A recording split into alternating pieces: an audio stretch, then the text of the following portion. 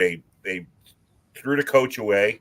I didn't see much difference between this product on Monday and what Robert Saleh had put out there. And maybe I'm thinking too much, but I mean, same thing. They got behind, went in a halftime behind. The offense looked way better, I thought. Getting Nathaniel Hackett out of the play calling, I think, was more Well, yeah, helpful. Was more helpful than getting rid of Robert Saleh. Although, you know what, I'm not going to stick up for Robert Saleh because what did he really do? I don't know much, but I'm not but sticking up for Saleh so much. It's like this defense that's supposed to be world class. I mean, they give up 17 points to the Vikings in the first half. They give up 20 points to the Bills in the first half. They almost get beat by. They're damn lucky that Tennessee didn't come back on them. They got steamrolled by the Niners.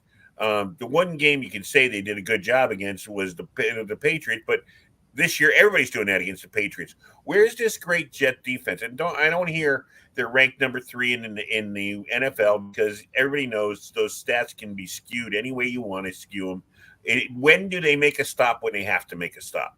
When do they get the ball back when they have? When do they get the turnover? They have to get the turnover when they have to get a turnover. This Jet team talks a big game, but in the games they don't make the stops they have to make. no, I mean, honestly, holding the Bills to 23 points is not that bad. It's just the guy missed 2 field goals. Then Rodgers throws the interception, and And the Bills the missed a field goal and an extra point, so it would have been, same. true, but I'm just saying the guy makes 2 field goals, they win by 3. So it's the Jets, man. I'm not going to sit here and say that Aaron Rodgers isn't good at football anymore. Every goddamn quarterback that goes to the Jets sucks. Every player that goes to the Jets who's good on another team, they suck. Mike Williams looked good for the Chargers. He looks like he doesn't even know what he's doing for the Jets. So I have no belief at all that Devontae Adams is going to walk in here and this thing's just going to become magically good. No. I don't believe that for a second. This franchise is a joke. The owner has no clue what he's doing. I've come to believe now that the GM has no idea what he's doing. Why are you going out and signing a $30 million 32-year-old wide receiver and not signing the guy Hassan Reddick that you traded for in the offseason and promised a new contract to? Yeah. Why don't you get that guy to come and join us and come into the building before you start trading for other guys who are sitting out and not playing for the other team? That's my other thing is too. Devontae Adams had this horrible hamstring injury that has kept him out for the last 3 games, and all of a sudden a plane ride from Las Vegas to New York, and he feels great and he's practicing at full strength. That's just utter bullshit. He's obviously lying, sitting out, quitting. This is what these guys do now. They get mad about something and they just don't play. And it started out with Deshaun Watson, at Houston, and then him getting rewarded, and all these other guys think they can do it too, and they can.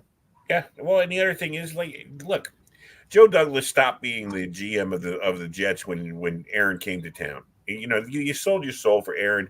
Everybody tries to make it into Tom Brady and Peyton Manning. Look, they're all different people.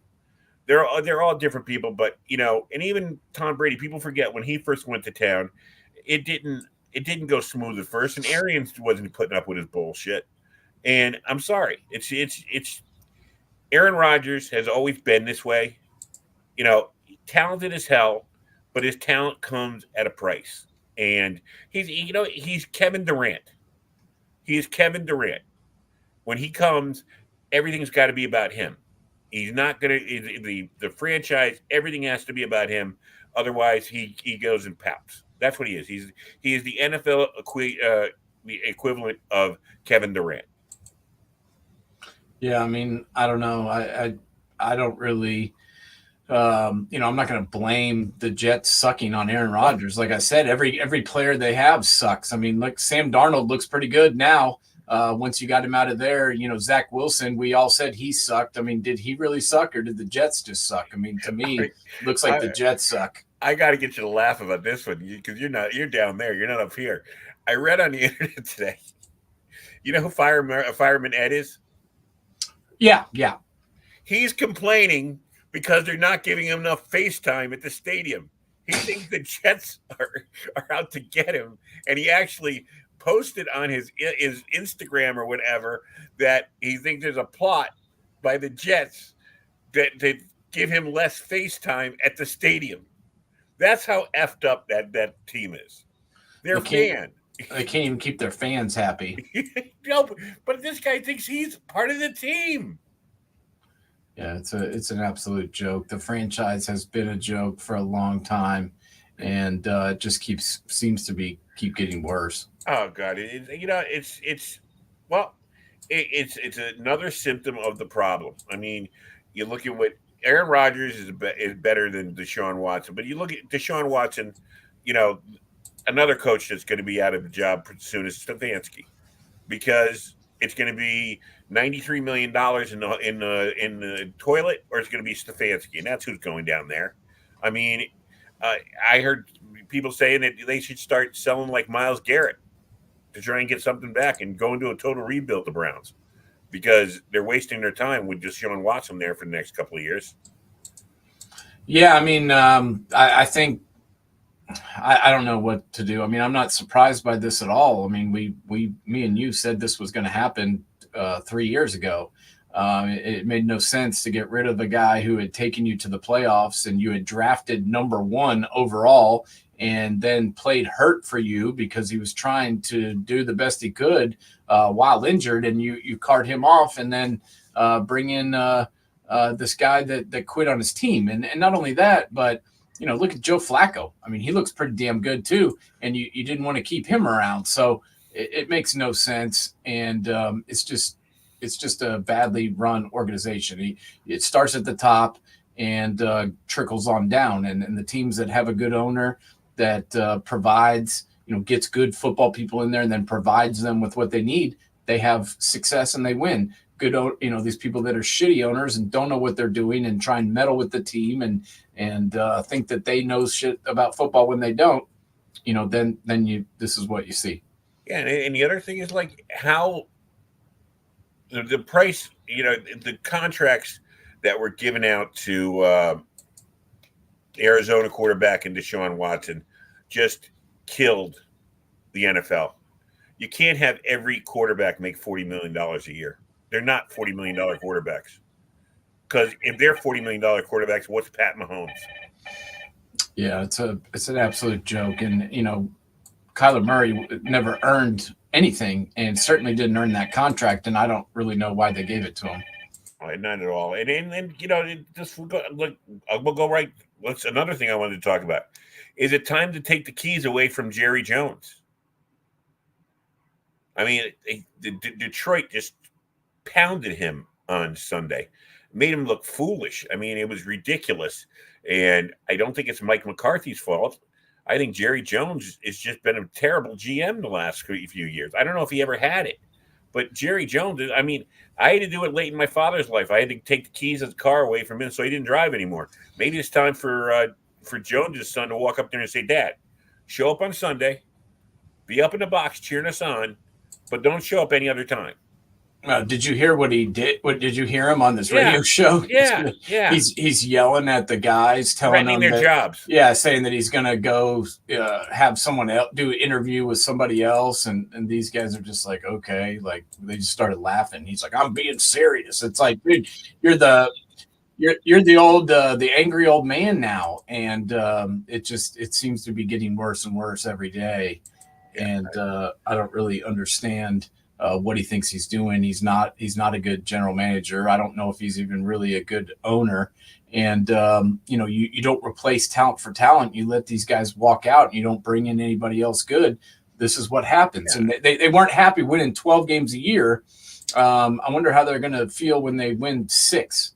Well, and the other thing is, like, he didn't invent the Dallas Cowboys. The Dallas Cowboys were the Dallas Cowboys. He bought them. They were already America's team. They already had their fan base. They didn't have to work for it. He didn't have to work for it. It's like when Steinbrenner bought the Yankees. The Yankees were the Yankees long before George Steinbrenner was born. And he walked in like he invented the Yankees. He didn't invent the Yankees. He just made a great investment in a team that had a great fan base, worldwide knowledge, and was able to market it well. So none of these, I don't think you have to go to the Rooneys and the Maras, but even them, they inherited their teams. They weren't the ones who put it together, or the Hallises or whoever. but it's ridiculous what Jerry Jones has done, and it was fun to watch what Detroit did to him. I have not seen a team get that slapped around when you're doing hook and ladder plays with offensive tackles. I mean, who drew that guy? There's your next great coach. Whoever drew up that play, well, you got to have the right athletes. But I mean, Penny Sewell getting a lateral and taking it into the house. Yeah, I mean Ben Johnson. They talked about having him as a head coach at several places last year. I think he was pretty smart by being choosy and getting a good position because he's doing a great job as the offensive coordinator there, and he can stay there if he wants, or he can go and take another job if he decides to do so this year. But I think it's smart to wait and pick the best job for you instead of just taking the first job that's offered to you and then losing your opportunity of becoming a head coach in this league. I think it was a smart move by him. And look, that offense is still humming just like it was last year. Yeah, I was a little scared for them early in the year. I thought they were going to have a little hangover from last year. Not a lot of experience, but I mean, they did. Hutchinson is a huge loss, but I mean, their offense is really in good shape, and they just got to find a way to take Aiden Hutchinson's injury and find through rotation of players or what to keep the defense up to the level. But that division right now has to be looked at as right now the best division in football. I mean, you can say that. We weren't saying that before the year. My favorite thing is everybody now is saying that the Vikings are the best team in football, and before the year started, everybody picked them to be fourth in that division, and I was one of them. But it's just funny to me that now everybody is jumping on the bandwagon and talking about how they're the best team in the league, and they've done well. They've won 5 games. Yeah. And that's been impressive, but I'm not ready to name them the best team in the NFL just yet. But they're certainly playing well. I mean, if you're talking about who's playing the best right now, I think we can go there with those 4 teams. But I'm still not sold on the Bears. I'm still not 100% sold on the Vikings. Let me see what they look like in December, and then I'll jump on the bandwagon at that point. Well, let's take a look at. I'm funny you brought that up because I pulled up on my screen the playoff picture, as shall we say, after 6 games, what they're looking like. And let's start at the bottom of the NFC. Panthers are done. The Rams. Any chance the Rams, if they got healthy, could rally from 1-4 and to make a run? Man, they're running out of time and running out of bodies. I mean, who's going to get healthy? All of them? I mean, I don't know, man. I mean, it's at this point they just got too many people that are hurt, and I just don't know if they can climb back up the ladder at this point in time. I mean, are they still a good football team?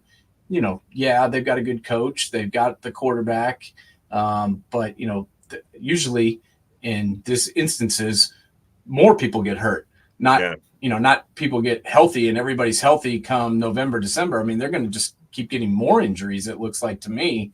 And I got a tough time believing that they're just, going to be able to fix all this and just turn it all around miraculously, considering all the injuries they have across the board. I mean, it's not just one guy that they're waiting on to come back. Their whole offensive line is banged up.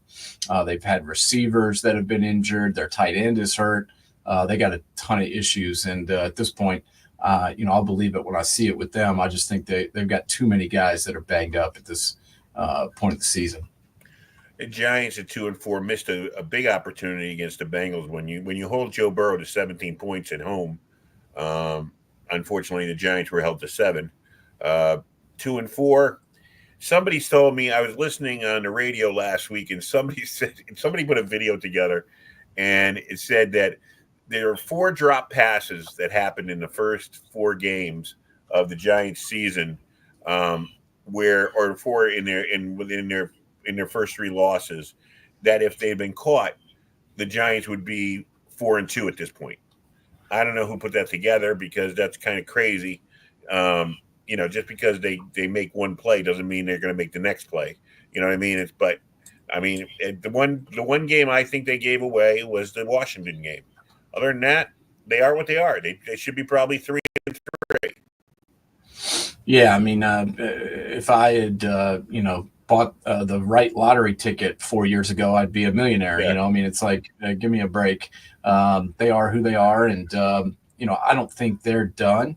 I think that they've shown some flashes that they aren't as bad as they've looked maybe initially, and I think Daniel Jones gets a bum rap. To be honest with you, I don't think he's that bad. Do I think he's an elite quarterback, top 5, top 10 in this league? No, but I don't think he's as bad as some people make him out to be. And I think you just need to get him healthy and get some guys around him and see what he can do, as the season rolls on, because they do have some players now that he can, that he can play with. I mean, this Neighbors is legitimate.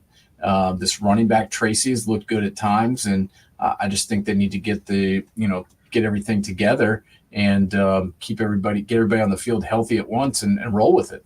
Yeah, I think so too. I think give him a complete audition. Like you said, he has not looked bad this year.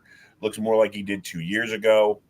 Maybe not running as much, which is good. Maybe keep him a little healthier that way, and we'll see what happens. But I mean, the Giants, I think playoffs are a year away at least, but at least I see some potential, especially on the defensive side of the ball, which has surprised me. Above them, you got the Saints and the Cardinals, both 2-4. The Saints turned out to be a fraud. I mean, those first 2 weeks were that was an aberration. They caught the Cowboys at the right time, and well, I forget who else they beat, but Dennis Allen will not be there next year. They kicked the shit out of the Cowboys. Yeah. But that seems to be pretty commonplace at this point. But yeah, I didn't believe in on the Saints because they won 2 games. I wasn't ready to jump on that bandwagon. I think they're a poorly coached team, and they've also got tons of injuries. Their quarterback is hurt. They've got both of their starting wide receivers are going to be out tonight in the game this evening. They played on Sunday night. Now they're coming around and playing on Thursday night. I mean, the NFL's not really doing them any favors either. No. With the way they're scheduling things, and they're banged up to begin with, and it's just going to get worse after tonight playing on short notice. And then you get the Cardinals, who still the only thing you can say about the Cardinals is it's a nice place to go watch a game because it's warm all the time. But other than that, don't see a big deal about it. The Seahawks and the Cowboys at 3-3. The Seahawks, I don't know what to make of them yet. We already talked about the Cowboys. I think the Cowboys are a mess, especially defensively. I think losing Quinn. I mean Zimmer and Fangio are okay defensive coordinators. They're not great defensive coordinators, and they need talent around them. And right now, with the injuries on the defensive side of the ball, and the fact that the Dallas can't stop the run and can't run the ball, and they're just a mess at the line of scrimmage, and that's their biggest problem. Oh, no doubt. I mean, they think about when Cowboys were winning 12 games. It's because they push people around with their offensive line. I mean, they had one of the best offensive lines in the NFL for a number of years, and they just kept losing guys. And some guys would get old, some guys would get banged up. They'd let some guys leave, and their offensive line is nowhere near as good as it was in the past. And honestly, they let a lot of their guys walk from their defensive line and didn't replace him either. And this Mozzie Smith guy, who they drafted so high, he's been a disappointment from day one. And I think, investing their entire defensive line on that guy's shoulders was an idiotic move, which, is about par for the course with Jerry Jones, the GM. What do you think about the Seahawks? Are they just trying to find their stride, or are they just one of those 500 teams who might sneak in? I don't really know yet. That's a good question. I wish I knew the answer. The thing is, they've got a first-time head coach who has never been a head coach in his entire life. I don't think he's doing a terrible job, but they seem to have kind of gotten figured out a little bit over the last couple of weeks by other teams, and their defense hasn't really been playing that well.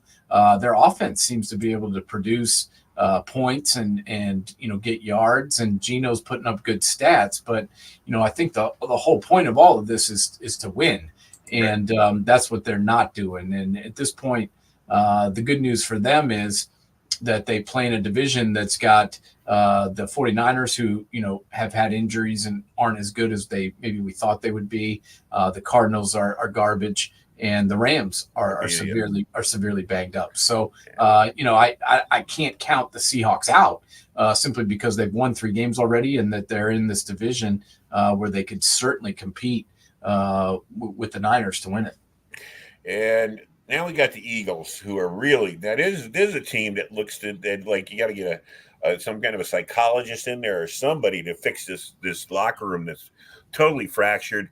Their coach is yelling at fans, then bringing his kids into the interview room afterwards so people won't be hard on him. He's totally lost himself.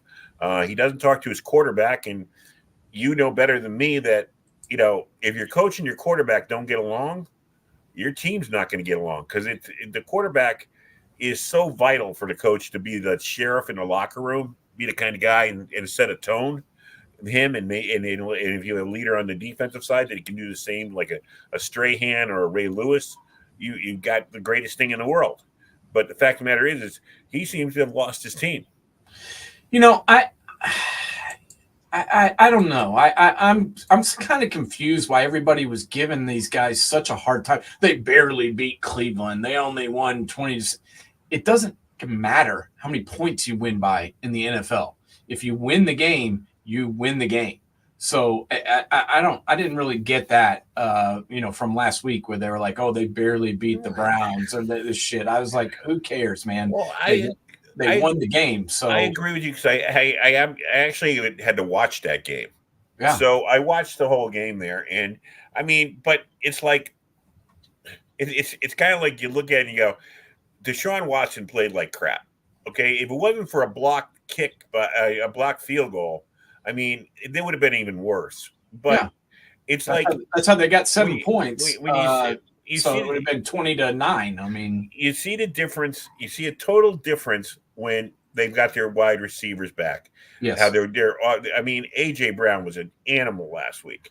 Correct. I mean, phenomenal. It was and Devontae Smith scored a touchdown too. Exactly, and Saquon's going to get his yards. So I mean, offensively they should be fine. But the thing is that bothers you is you're winning a game, and the head coach has deer ears and goes over and is yelling at fans.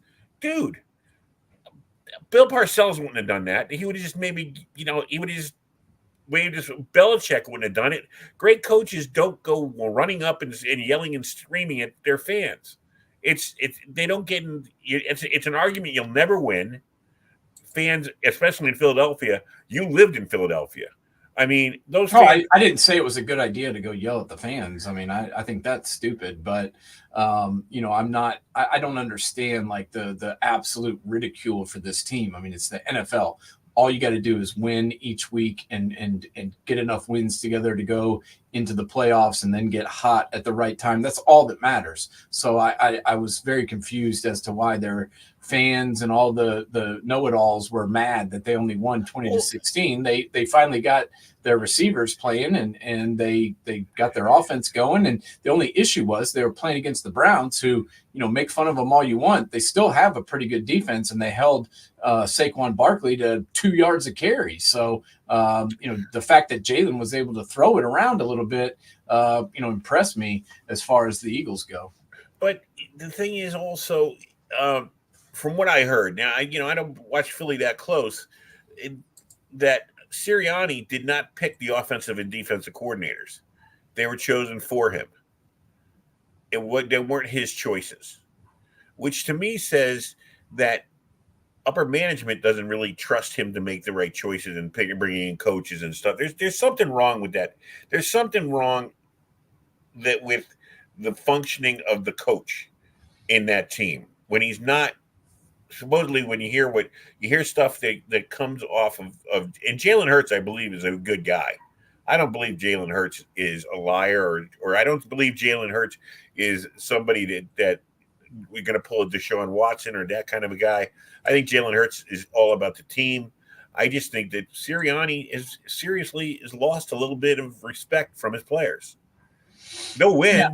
I don't know about that. I mean, maybe I don't know. I don't really know what's going on in the locker room, but I don't understand the. They were like, oh, he just gets rid of his coordinators every year. Well, it's like no. 2 years ago, they went to the Super Bowl, and both their coordinators got plucked off to be head coaches. So there you go. Then he had to replace those guys after the Super Bowl had already taken place, and so he got some guys that were maybe schmucks. I don't know. They didn't work out, so now he's trying new guys. I mean, I just didn't understand the whole. He replaces his guys every year. Well, he replaced two guys when they won the Super Bowl and they got plucked off. I mean, yeah, and then he's had to kind of work with what he's got from there.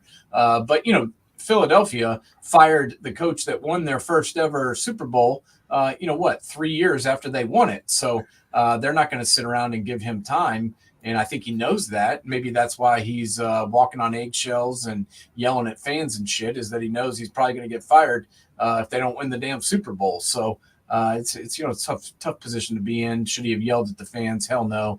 But I'm not ready to give up on the Eagles just yet, considering they have got a really good looking stretch ahead of them coming up. They go to the Giants. Then they go to the Bengals. Then they play the Jaguars, the Cowboys, the Commanders, the Rams. They got the Ravens and then the Panthers. I mean, they've got the ability to win several of these upcoming games and be in fine shape. They're in the right division. They're in the right. If you're in crisis, that's the right division to be in because the Cowboys are in crisis. The Giants, like we talked about, are a year away, and we'll get to the Commanders in a few minutes. Next, we got it at 4-2.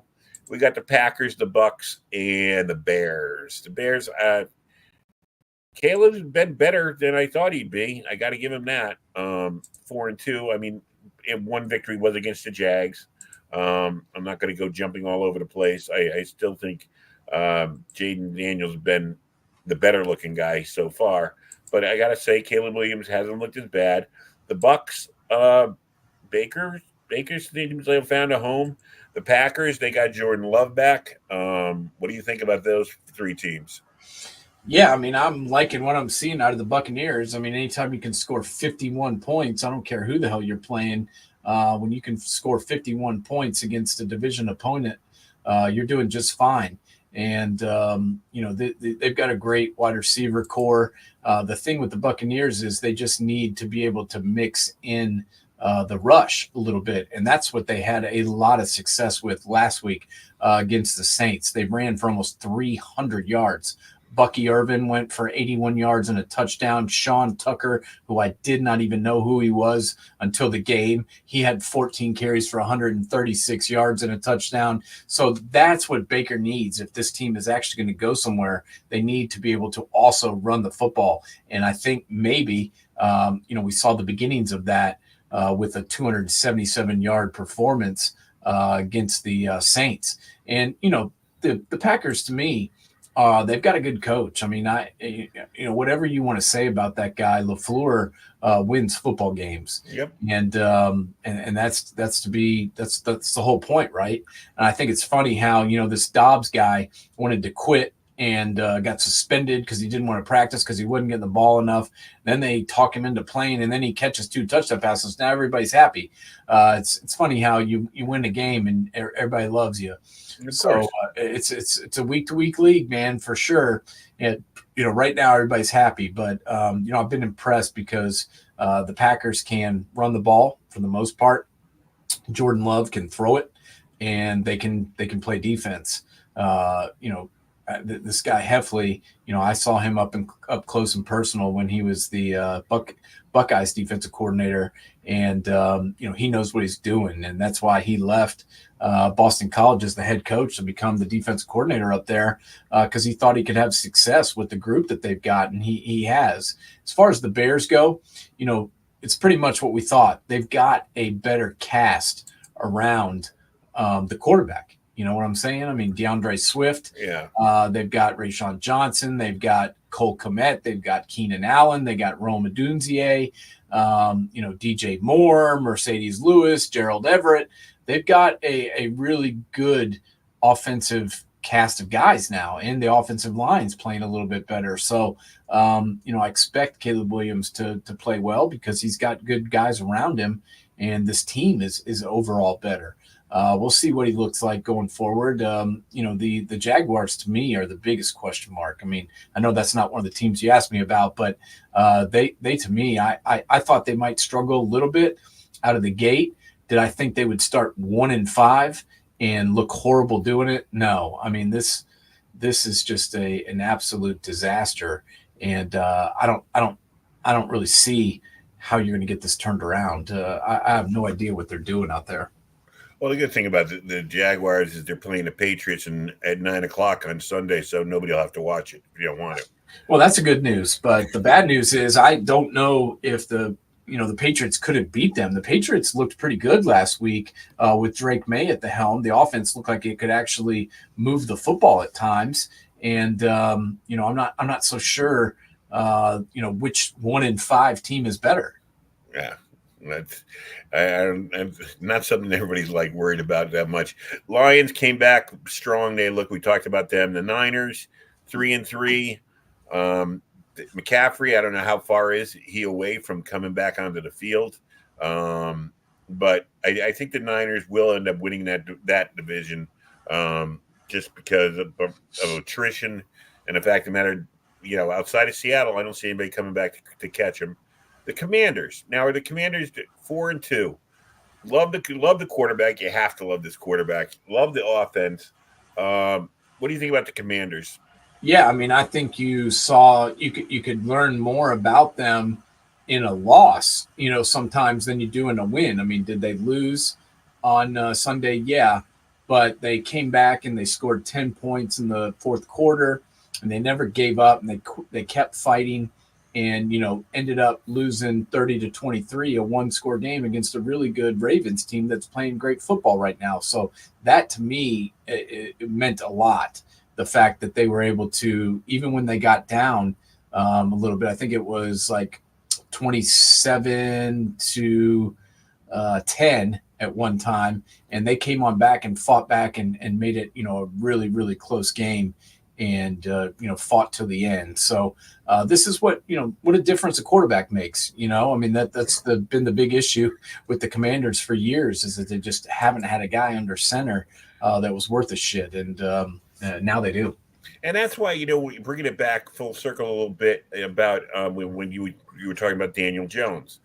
At least the Giants know what Daniel Jones is. I mean, do I think they should draft a quarterback next year? Sure, get one. But there's so many needs on that team. I think you got to make sure the team's there for that quarterback before. I'd rather have someone backing up Daniel Jones and then seeing what they could become than to go out and get. Unless you're sure, I don't see anybody coming out this year that I'm totally impressed with yet. And a lot of these guys fall on their faces after they do their NCAA thing. How about the Falcons? That's a good question. The Falcons have actually played better than I expected them to. They just looked so bad at the beginning of the year that I've been kind of pleasantly surprised with what they've been able to do here lately. But, it's hard to give them a ton of credit for beating the crap out of the Panthers. The Panthers are the one team that are, worse than maybe the Jaguars and the Patriots. They're just a disaster right now, and I think Kirk Cousins is kind of getting comfortable. It took him a little while to knock the rust off after being injured and tearing his Achilles like he did, and he's figuring out how to get the football around to the guys that he needs to. You got Darnell Mooney, you got Kyle Pitts, you got Drake London. That's three solid weapons on top of having two stellar running backs. I mean, the biggest thing to me was they didn't really have to throw it this past weekend. Tyler Algier ran 18 times for 105 yards, and then Bijan Robinson had a pretty good game too, running 15 times for 95 yards and 2 touchdowns. So that to me was the biggest thing about this game, and the biggest thing about the Falcons right now is they're able to run the football, and that's just going to help Kirk Cousins and the rest of these guys out. Remember how people were telling us years ago that the running attack wasn't needed anymore? It's all about passing. It's all about passing. It's not about running the football. No, running, you don't need to run the football. No, all it does is help your defense because it gets them rest, helps you control the clock, and it lets you beat on your opponents. But no, you don't need a running attack. No, run the clock down, get yards, run down the other team's defense, keep your defense off the field. There's a big correlation between running the football and winning football games. Exactly. Always has been, always will be. It always goes back to at some point you have to be able to run the football. Okay, let's jump over to the AFC. We talked about the Vikings. We'll just have to see. They've been impressive so far. The one thing I will say about, Sam Darnold is he showed a little bit of not a rust, but I mean, the Jets defense was able to frustrate him a little bit. As long as he doesn't go back into being, in the interception machine and the turnover machine, he'll get the job done. But we'll see. And that coach up there with the Vikings is pretty good, I guess. Yeah, I like him. I've liked him since he's been there. And, I haven't liked the moves that the general manager has made. I think he's handcuffed this team more than he's helped them. And the fact that they're winning in spite of that, to me, shows you how good this coach is. Now, they didn't play this week. They had a bye, but, the week before, they continued to look good and continued to move the ball. Even with the Jets defense, burning down their throats at the end of the game there. So, the issue with me and the Vikings is, they weren't able to really run the ball at all in the Jets. I think, Aaron Jones is banged up now. Yeah. That to me is a little bit concerning. And Ty Chandler, I think he had like 14 carries for like 30 yards or something. That's 2 yards a clip.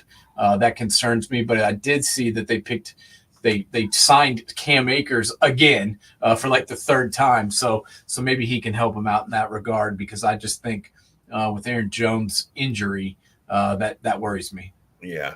Sam Darnold did not have a great game against the Jets. I mean, you can't sit here and tell me that he was the reason they won. He was 14 of 31 for like 170 yards and an interception and no touchdowns. So he did not look good. He looked like Sam Darnold against the Jets. You could have put the Jets uniform on him, and I would have been like, oh God, there he is. Yeah, exactly. The Bengals. Not a great victory over the Giants, but going on the road, going into Meadowlands, 2-4. I don't want to say they're arrogant about this, but they seem to have this attitude that they can straighten this thing out anytime they want. They're used to coming out of September with a losing record and then turning it on as long as Joe Burrow is healthy. Burrow is playing well. What do you think about the Bengals? Yeah, I mean, I'm not real worried about them either. I mean, we've seen this show and dance before where they were a little slow out of the gate, but they've got Joe Burrow, they've got T. Higgins, they've got Jamar Chase. If you've got those three guys, you've got an offense that can score points.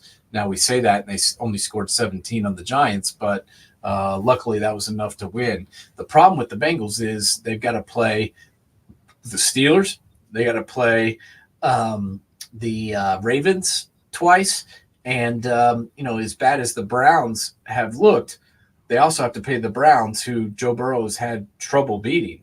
That's the biggest problem I have with the Bengals starting off 2-4, is that they're in a difficult division, and if you don't come to play every week, you can get your whatever you want to call it handed to you, because it's physical football up there in the north.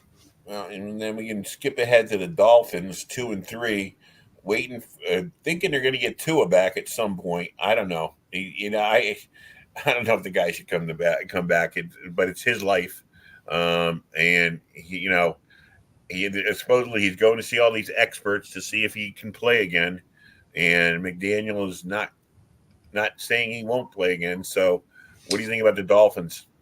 I think the Dolphins are a mess without him, and so I think they're giving him lots of pressure to come back. Who's in this guy's ear? Who is giving this guy advice? I certainly wouldn't have anybody from the team telling me what to do, because we've seen it. This team is absolute garbage without him, and this is kind of why we questioned why they were getting rid of Mike White and why they didn't bring someone else in when we know about his concussion history. Yeah. They were able to beat the Patriots with Tyler Huntley, but that's probably the only team they're going to be able to beat without Tua. So, I don't really know what to tell you here. I feel bad for him, but this isn't really surprising to me, considering I said this is why I wouldn't give him a contract. He's a hit to the head away from being done for his entire career.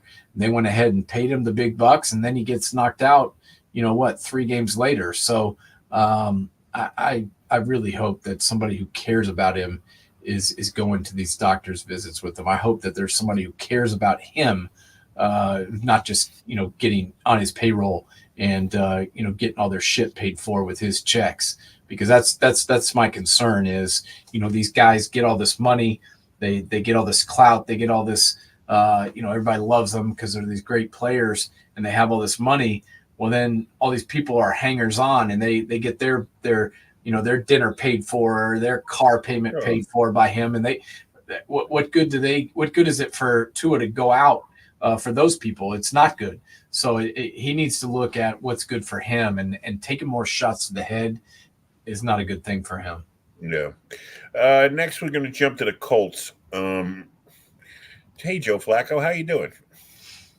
Yeah, I mean, I'm so confused where they keep saying that, Anthony Richardson is their starter when he's healthy. Well, first off, he's never healthy, okay? Yeah. And second off, when the backup is better than your starter, well, then you got a problem, because, yeah, you can go put the starter back in, but everybody on the team knows that the other guy's better. And that's gonna cause an issue, because if you are a running back and you think, hey, I'm better than that guy, but I probably won't even get to play because this guy just plays whoever got drafted higher, or whoever's got the bigger contract, or whatever, that can cause some serious issues. So I can see this ending very badly. I mean, it's all you have to do is look west and say, okay, when San Francisco had to make a decision about Brock Purdy, they made the decision. They went with the guy they knew could win ball games. They didn't sit around with Trey Lance going, Trey's our starter no matter what. No, we're going to go with the guy who got this. As we talked about at the beginning of the show, the coaching jobs in anywhere, you got to get W's. You are coaching for your job every freaking week. So even if you're getting pressure from the owners, you got to be strong enough to sit there and go, you're going to fire me anyway, so I'm going to do it my way. I really don't give a crap. Yeah, so, I mean, if you're the coach, you should be deciding who's playing, and that's when you get into trouble. Is when the front office is telling you who should be playing. Now, I don't see why on earth it would be a bad thing for Anthony Richardson to sit and watch Joe Flacco play for a while. No, not bad. Maybe he could actually get healthy first and foremost, and secondly, maybe he could learn how to play quarterback in the NFL. Exactly. Both of those things sound like good things to me, but will they do that? Probably not. Chargers and Broncos both have 3 wins. Either one of them, do you think we'll see the Broncos tonight, but I mean, either one of them, do you think is going to be any kind of a playoff? I don't know. The Chargers definitely look better since they got rid of that guy who went for it on 4th down on their own 10. So that to me was a good thing. But I I'm not sure what to make of this team as a whole. They kind of look good one week and, struggled the next. So I'm interested to see. The one good news, definite good news for the Chargers is J.K. Dobbins. This guy is healthy. You know me and my Oh love God, of you were saying about it. You were saying about him for years, man. All he had to be was healthy. I said when he's healthy, this guy is legitimate. I mean, I watched him run for 2,000 yards in one season in college, and and then dominate in the NFL when he was able to play. And now it looks like he is healthy, which is crazy to me considering he's ripped both his knees and torn his Achilles. The fact that he's even able to walk is astounding. And then the fact he went out and ran 25 times for 96 yards on that Broncos defense was awesome to see. I can't say that I'm a huge believer in the Broncos, but they've got a good coach and they have a good defense. I like Vance Joseph. He seems to know what he's doing. The biggest issue with the Broncos now is, Patrick Surtain suffered a concussion against the Chargers, and so I'm not sure how long he'll be out. Yeah, that's a huge loss. He's a big reason their defense plays that well because he can do one-on-one with anybody. Yeah, he takes away one half of the field. It's like going back to Dion days, where you don't have to worry about left side, right side, whatever the side he's on. Yeah, whoever he can just take the number one receiver right out of the game. Steelers, I guess we're back to. I mean, I wish that they would get rid of Wilson. Just give it to Fields and let him learn, please. I don't know. They're not going to do it. They're going to play Russ, and I don't know why, but they think that Russ is good or still good. And they're gonna trot him out there. And I got to be honest with you, this is good for me because I was having a hard time cheering for the Steelers. I've always hated them, and it's very difficult for me over the last few weeks to cheer for them to win. So now that they've taken out the quarterback that I like and put in washed up Russ, I can go back to hating them and cheering for them to lose. And I really hope they do, because this is not how you do it. This guy didn't win the job. He barely even participated in camp. He hasn't been healthy all year. He's practiced like twice, and now you're going to hand the starting job over to him. When you're 4-2. Good luck. And the other thing is, well, you see, I don't have that hatred for Pittsburgh just because the Maras and the Rooneys, Giants, they're kind of they have a lot of marriages that go on in their family. So it's kind of like Pittsburgh is like the Giants' cousin.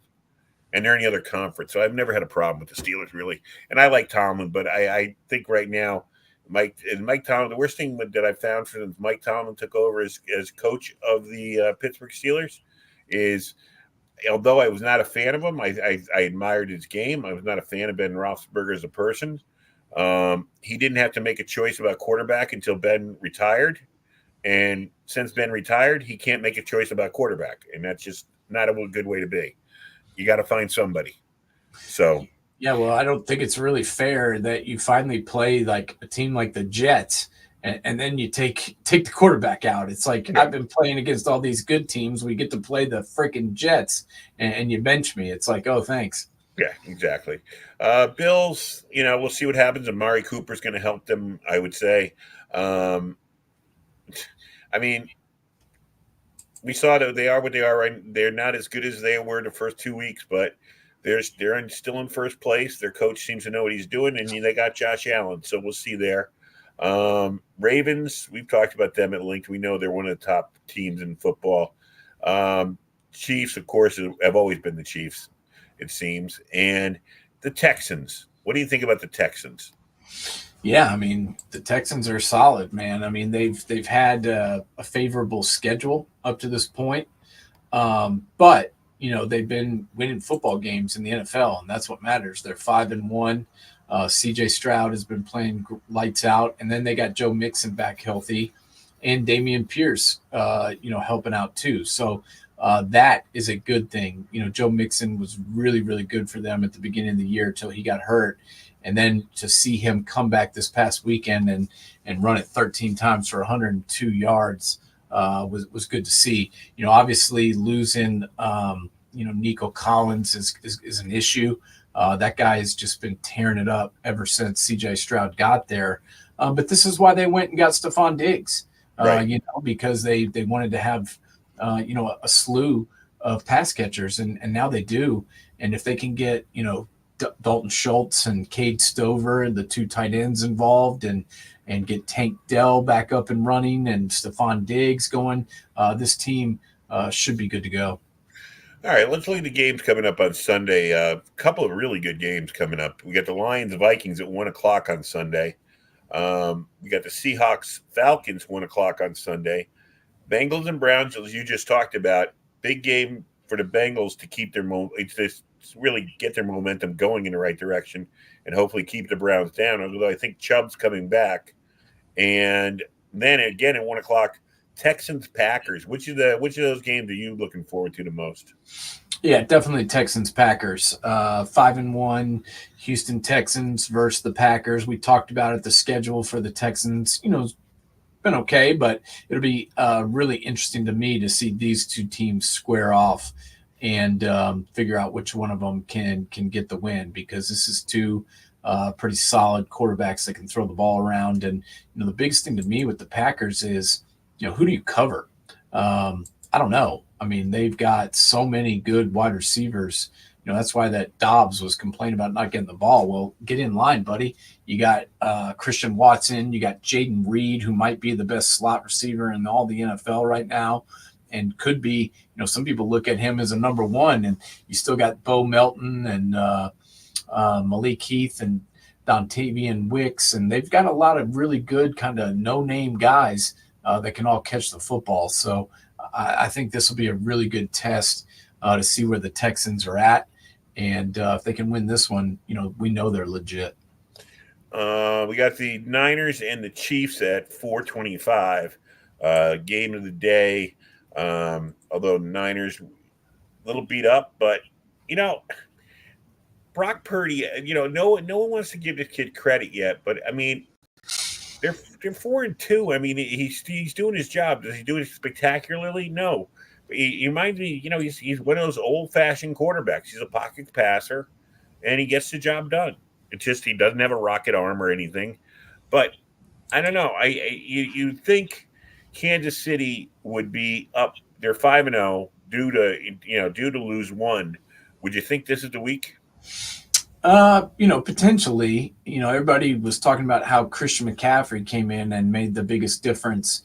For the 49ers. We hadn't played one game, and they're still 3-3. So I think that's a true showing of how good this young quarterback is. But they do have a lot of people banged up. Deebo Samuel's banged up. Jordan Mason is now hurt. Christian McCaffrey's hurt. It's not. They're not at full strength at the slightest. So I think to say that they're just going to beat up on the undefeated Chiefs might be a little premature. Of course, now we got the Jets Steelers. We talked a little bit about the Steelers there. How big is this game for Aaron Rodgers? I mean, they're going down to Pittsburgh. As you're a Jet fan, how big is this game just to get the fans feeling good about the direction they're going in? Yeah, I mean, you hate to say that it's a must win, at the not even midway point, but you're 2-4 and you're playing a team that is not even sure who their quarterback is, and you just went out and spent $30 more million after you've already been backing Brinks trucks up to get people in here. I feel like this. If they lose this game and go to 2-5, you might as well just go ahead and cancel this team out, because I'm not sure they can come back from this already.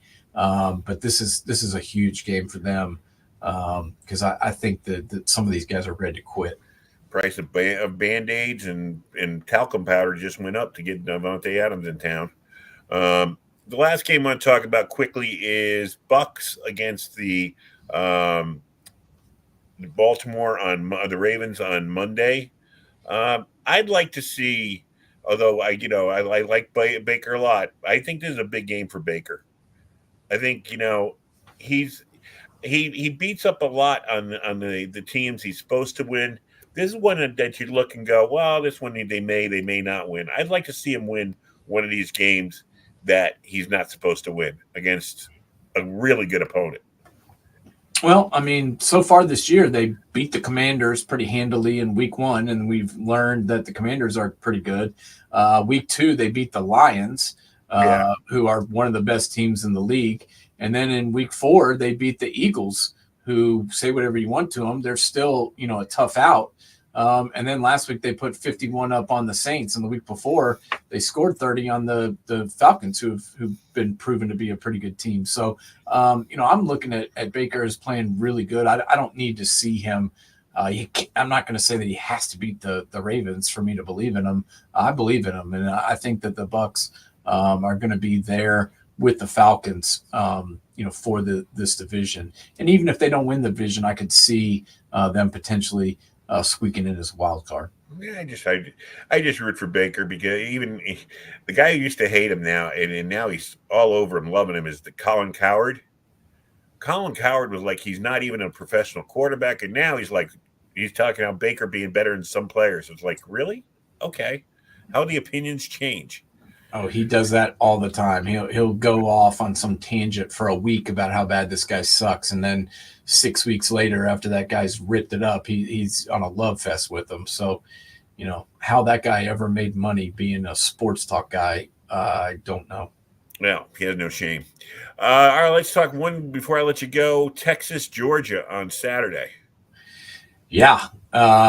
That's a pretty big one, man. I mean, we got both teams. We got 2 huge games this weekend. Tennessee versus Alabama, and then Texas versus Georgia. It should be interesting to see who can pull those out. I feel just the way that these teams are playing right now that Texas probably has a little bit of an advantage, and then Tennessee missing their linebacker Peely.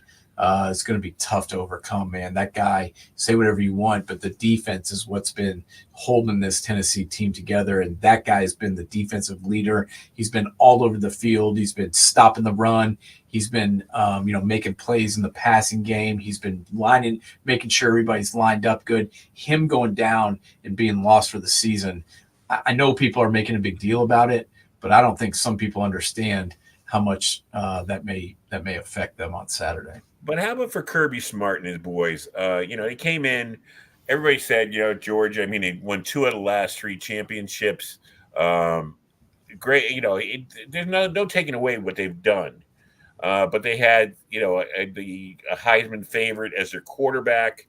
Now it seems like everybody's jumped off that bandwagon. I know Texas is undefeated and been playing well, but again, how we say, week to week, how fast things change. And it's just like, does Georgia need this win just to get back and be another one of those heavyweights at the top of the SEC? Well, I mean, the problem is if you have 2 losses at this point of the season, your margin for error is null, and so that's the biggest problem. I mean, do they have to beat Texas to show me that they're one of the top teams in the nation? No, they don't. The issue is if they lose and they have 2 losses at this point of the season, that's a problem because they play in the SEC. Do they have the toughest schedule in the country? No, but they do play enough tough teams throughout the rest of the year that I would worry about them, going undefeated. Right. Talking about Texas this week, they got Florida the following week. Doesn't really scare me there, but then they play Ole Miss, Tennessee back to back. And so then you're talking about 3 losses. You get 3 losses, you're probably not making it. Yeah, that's a tough one. Who you got on man coverage this week?